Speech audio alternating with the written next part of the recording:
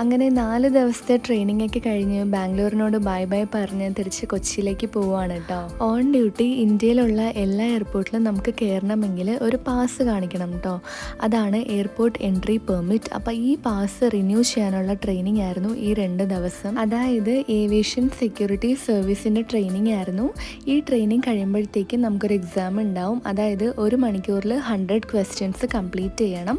ഇതെല്ലാം കംപ്ലീറ്റ് ചെയ്തിട്ട് 80 മാർക്സോട് കൂടി പാസ്സായാൽ മാത്രമാണ് നമുക്ക് പാസ് റീ ഇഷ്യൂ ചെയ്യുള്ളൂ. അപ്പോൾ ഞങ്ങളെല്ലാവരും എക്സാമൊക്കെ പാസ്സായി ഭയങ്കര ഹാപ്പിയാണ്. കാരണം ഇനി 2 വർഷം കഴിഞ്ഞിട്ടേ ഉള്ളൂ ഈ ട്രെയിനിങ്ങും എക്സാമും ഒക്കെ. ഞങ്ങൾക്ക് ആക്ച്വലി രാവിലെ തൊട്ട് ഈവനിങ് വരെ ട്രെയിനിങ് ഉണ്ടായിരുന്നു. അത് കഴിഞ്ഞാൽ എക്സാം.